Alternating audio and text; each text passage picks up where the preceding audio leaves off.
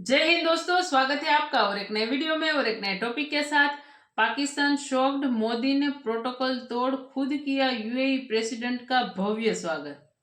तो पाकिस्तान तो शॉक्ड होगा क्योंकि उसका भाईजान क्या बोलते हैं उसको, वो ऐसा कुछ बोलते हैं, उसका करता धरता वो पाकिस्तान को छोड़ के इंडिया पधारे हैं और खास करके गुजरात में।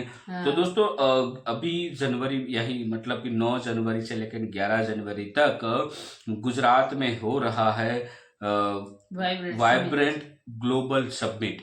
गुजरात वाइब्रेंट ग्लोबल समिट हो रहा है, उसमें वो पधार रहे हैं। तो चलिए दोस्तों पहले वीडियो देखते हैं, आशा करते हैं पसंद जरूर आएगी और पसंद आए तो लाइक और शेयर जरूर से कर दीजिएगा और चैनल पर पहली बार आए हो सब्सक्राइब नहीं किया तो सब्सक्राइब भी जरूर से कर दीजिएगा। चलिए स्टार्ट करते हैं। बड़ा वार्म वेलकम किया गया, पूरी दुनिया देखकर हैरान और परेशान हो गई। देखिए, बड़ी अफसोस की बात है कि हमारे सियासतदान को ये नौबत पे हम आ गए। सियासतदानों ने ये नौबत पे हमें लाया है। यूएई क्या मुस्लिम उम्मा नहीं है जो इंडिया में इन्वेस्टमेंट करने जा रहा है? 7वां बड़ा इन्वेस्टर है इंडिया का। ये अभी जो गुजरात समिट होने जा रहा है वाइब्रेंट गुजरात के नाम से, सूरत हाल डेफिनेटली इंतहाई पाकिस्तान फॉर सेल, ये हर पाकिस्तानी के लिए गाली की तरह है। तो आखिर यही तो वजूहात है कि जिनकी बुनियाद पे हम बनाना रिपब्लिक कहलाते हैं। भारत के साथ रिलेशनशिप के बगैर आप सरवाइव नहीं कर पाएंगे, आप तरक्की नहीं कर पाएंगे। लेकिन इस तरह की चीजों के साथ आपके रिलेशनशिप बेहतर नहीं होंगे। उनको सबसे बड़ा एतराज आप पे ये है कि आप स्टेट स्पॉन्सर्ड टेररिज्म का है। उन्होंने जो है MBZ को जी इनवाइट कर लिया है और ये उनकी सॉफ्ट डिप्लोमेसी, सॉफ्ट पावर भी है। ऐसे तो नहीं कहते कि वो आजकल जो है दुनिया के सबसे मोस्ट इन्फ्लुएंस लीडर के तौर पर माने जा रहे हैं। कि इंडिया की पॉलिसीज एडहॉकिज्म के ऊपर नहीं चलती, वो कंसिस्टेंटली काम करते हैं। अब उनको फायदा नजर आ रहा है तो दूसरे मुल्क की जो स्टेट्स हैं वहां जाके इन्वेस्टमेंट कर रही हैं। आखिर इतना बड़ा वो पैकेज दे रहे हैं तो तब वो इन्वेस्टमेंट कर रही हैं क्योंकि उन्हें ये पता है, एश्योरेंस है, कंफर्मेशन है कि हमारी इन्वेस्टमेंट यहाँ डूबेगी नहीं। लेकिन अगर हम बात करें यूएई और पाकिस्तान के रिलेशनशिप की तो ये बहुत ज्यादा कमजोर होते दिखाई दे रहे हैं। ना तो वो यहाँ पर आते हैं। नमस्ते दोस्तों, जय हिंद। हिंदुस्तान स्पेशल में आपका स्वागत है। दोस्तों, भारत और संयुक्त अरब अमीरात के बीच रिश्ते लगातार मजबूत होते चले जा रहे हैं। इसी बीच यूएई के राष्ट्रपति मोहम्मद बिन जायद अल नहायन मंगलवार को अहमदाबाद एयरपोर्ट पहुंचे। यहां पर प्राइम मिनिस्टर मोदी ने सारे प्रोटोकॉल तोड़ उनका भरपूर स्वागत किया। यूएई के राष्ट्रपति की एयरपोर्ट की तस्वीरें इंटरनेट पर खूब वायरल हो रही हैं। यूएई के राष्ट्रपति मोहम्मद बिन जायद अल नहायन वाइब्रेंट गुजरात ग्लोबल समिट में हिस्सा लेने के लिए आए हुए हैं। उन्होंने यहां से प्राइम मिनिस्टर मोदी के साथ एक रोड शो भी किया। यूएई के राष्ट्रपति के अहमदाबाद पहुंचने पर उनको तगड़ा गार्ड ऑफ ऑनर भी दिया गया। इससे पहले प्राइम मिनिस्टर मोदी ने 10वें वाइब्रेंट गुजरात वैश्विक शिखर सम्मेलन की पूर्व संध्या पर वाइब्रेंट गुजरात वैश्विक व्यापार प्रदर्शनी 2024 का उद्घाटन किया। प्रदर्शनी में कुल 20 देश शिरकत कर रहे हैं। इसकी शुरुआत वाइब्रेंट गुजरात शिखर सम्मेलन के ठीक पहले हुई है। अब पाकिस्तानी मीडिया यूएई के राष्ट्रपति का भारत में ऐसा भव्य स्वागत देख जला भुना बैठा है। तो चलिए दोस्तों, आज की वीडियो की तरफ चलते हैं। Thanks so much. आज हम बात करेंगे MBZ, मोहम्मद जैद बिन अल नयान, जो कि यूएई के प्रेसिडेंट हैं। उनका गुजरात में प्राइम मिनिस्टर नरेंद्र मोदी के साथ रोड शो आ रहा है 9 जनवरी को। एज अ पाकिस्तानी हमारे लिए ये बहुत बड़ी बात है कि गुजरात स्टेट के अंदर जो है एक समिट, जो कि छोटा सा समिट है, उसके लिए उन्होंने जो है MBZ को जी इनवाइट कर लिया है और ये उनकी सॉफ्ट डिप्लोमेसी, सॉफ्ट पावर भी है। ऐसे तो नहीं कहते कि वो आजकल जो है दुनिया के सबसे मोस्ट इन्फ्लुएंस लीडर के तौर पर माने जा रहे हैं। लेकिन अगर हम बात करें यूएई और पाकिस्तान के रिलेशनशिप की तो ये बहुत ज़्यादा कमज़ोर होते दिखाई दे रहे हैं। ना तो वो यहाँ पर आते हैं और ना ही पिछले 5 सालों में कोई बड़ी इन्वेस्टमेंट का पाकिस्तान के लिए ऐलान किया गया है। सबसे पहले ये जो दुनिया की जो सियासत है, ये दुनिया की जो इन्वेस्टमेंट है इंडिया की तरफ जा रही है, इसकी वजूहात क्या और हमें लोग बाइकआउट क्यों कर रहे हैं? मैं बाइकआउट इसीलिए कर रहे हैं, सबसे मेन पॉइंट जो नंबर 1 पे है वो क्यों हमने यानी कंट्रीज़ का क्या देना है, कर्जा देना है जी। सब बिल्कुल ऐसी है। अमेरिका का देना है, दुबई का देना है, सऊदीया का देना है, जितनी भी कंट्रीज़ हैं हमने उनका क्या देना है, कर्जा देना है। आपने भी देना है, मैंने भी देना है, एवरी पर्सन ने, हर पाकिस्तान ने। जो छोटा सारा बच्चा पैदा भी हो रहा है, न्यू बॉर्न बेबी, उसने भी पे करना है। ठीक है, जितने भी प्रेसिडेंट हैं एवरी कंट्रीज के, वो इसलिए पाकिस्तान आने में डरते हैं। एक तो यहाँ पे क्या होते हैं, ब्लास्ट बहुत ज़्यादा, सिक्योरिटी नहीं है। हमारी जो पुलिस है, पंजाब पुलिस है, एवरीथिंग वट एवर एक्सेट्रा कुछ भी है, वो क्या है, सिंसियर नहीं है। किसके साथ? पाकिस्तान के साथ सिंसेयर नहीं है। अब ये जैसे आपके सामने दिसंबर में आके बिल्कुल सारे उड़ जाते हैं पुलिस वाले, चलान हो रहे हैं, मैंने खुद पे किए हैं 2,000 रुपये के चलान, 2100 रुपये के, और उससे पहले कितने 200 रुपये के चलान, 400 के। बस क्यों 12वें महीने में आके क्यों सारे उड़ जाते हैं? क्यों उड़ जाते हैं का ना? जब एंड होता है बहुत ज्यादा बर्डन डाल जाते हैं, फाइन करते हैं आवाम के ऊपर, गरीब बंदों के ऊपर पे। अब जो मिडिल क्लास है वो तो चलो अफोर्ड कर लेगा, और जो हाई लेवल पे है वो भी कर लेगा इजीली। आप देखें कि एक टाइम था कि जब मुस्लिम कंट्रीज हिंदुस्तान के साथ ताल्लुकात नहीं रखती थी, ऐसे ही था, सब पाकिस्तान के साथ है। आज सारा का सारा इस्लामिक दुनिया तो इंडिया के साथ खड़ा और पाकिस्तान तो अकेला है। हम इन चीज़ों को अपनी मीडिया पे क्यों डिस्कस नहीं करें कि आखिर हम क्यों इस दौड़ में पीछे रह रहे हैं? कोई ना हमें मिला रहा है अपने साथ, ना कोई पैसा हमारे मुल्क में ला रहा है, और ना ही कोई बाहर का जहाज़ हमारे मुल्क आ रहा है। क्यों? क्योंकि पहला ही हमारा उनके साथ जो पहले कॉन्ट्रैक्ट हुए हैं वो ही उन्हें हमें पे ही नहीं किए। वो देन कैसे ट्रस्ट करें आपके ऊपर? कैसे पाकिस्तान के ऊपर ट्रस्ट करें? इसलिए पाकिस्तान अकेला हो गया, इसलिए पाकिस्तान से दुबई भी पीछे हट रहा है, सऊदीया भी पीछे हट रहा है, अमेरिका तो बहुत ही पीछे है ना, लास्ट पे है। और अब हर बंदा पाकिस्तान में क्या कर रहा है जी? डॉलर अर्न करूँ, फ्रीलांसिंग करूँ, मोबिलिटी करूँ, कैंपेन्स करूँ, व्हाटएवर। यार अंग्रेज़ों को तुम पागल बना रहे हो। अगर उन्हें पता लग जाए ये पाकिस्तानी है, वो स्कैम करके, आर यू स्कैमर। स्कैमर का मीनिंग क्या है आप मुझे बताएं? मतलब अगर कोई लीगल तरीके से भी काम करे उसको भी दुनिया ट्रस्ट नहीं कर रही ट्रस्ट।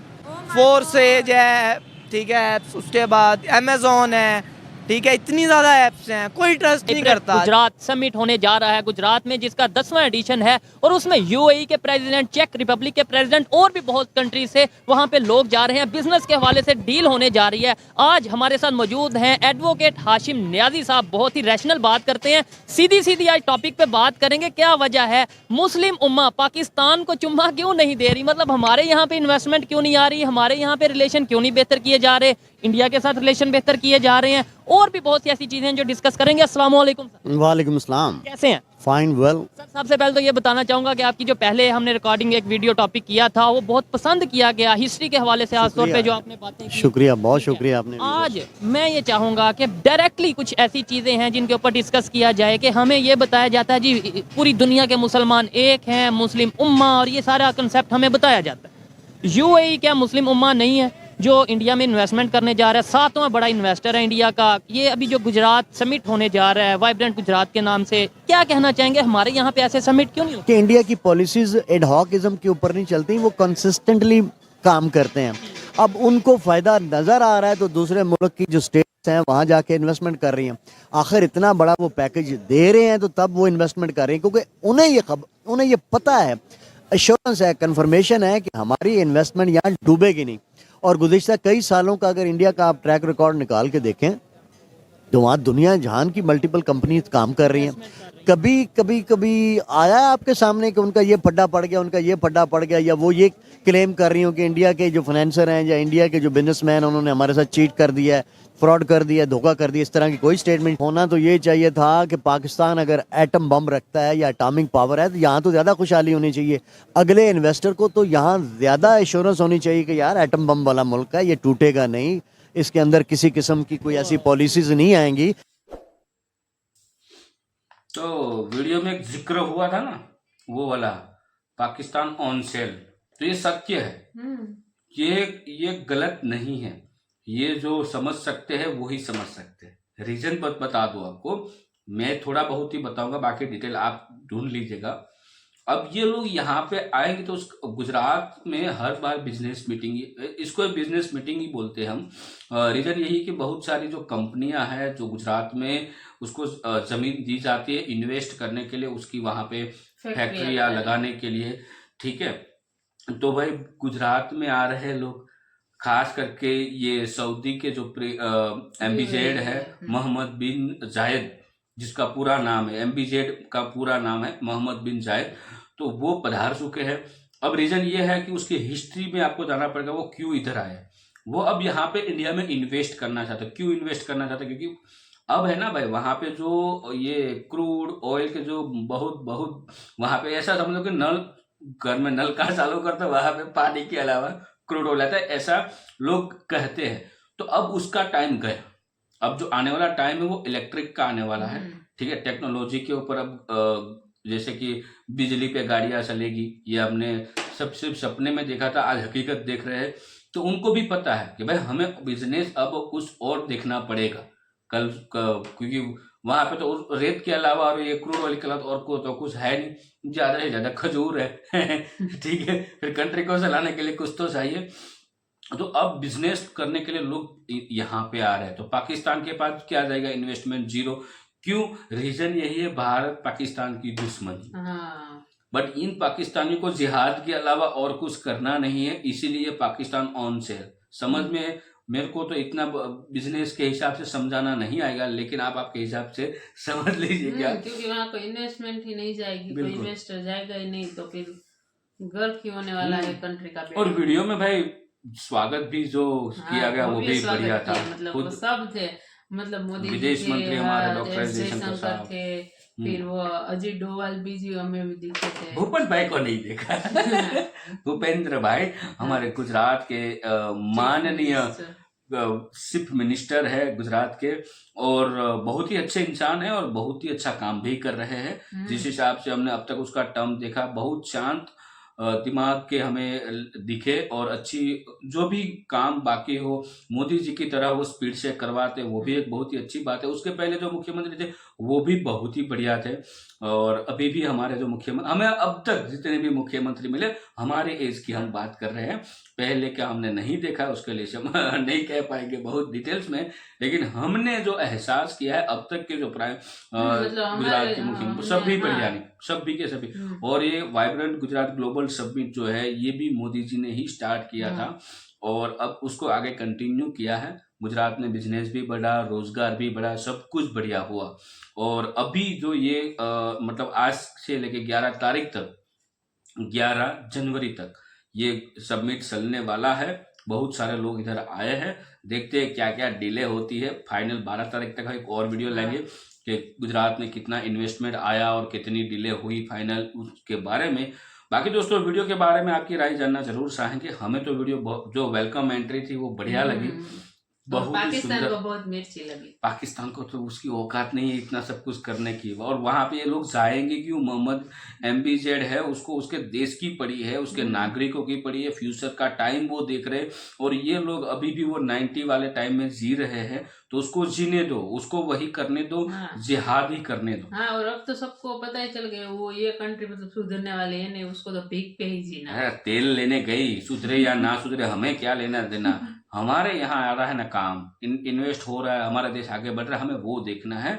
लेकिन जलने वालों को जलने दो, उसका काम ही है जलने, क्योंकि उसकी फितरत वही होती है। बाकी वीडियो को दोस्तों यहाँ पे समाप्त करते आपसे विदाई लेंगे, मिलेंगे और एक नए वीडियो में आपके साथ। टिल देन, जय हिंद, जय भारत।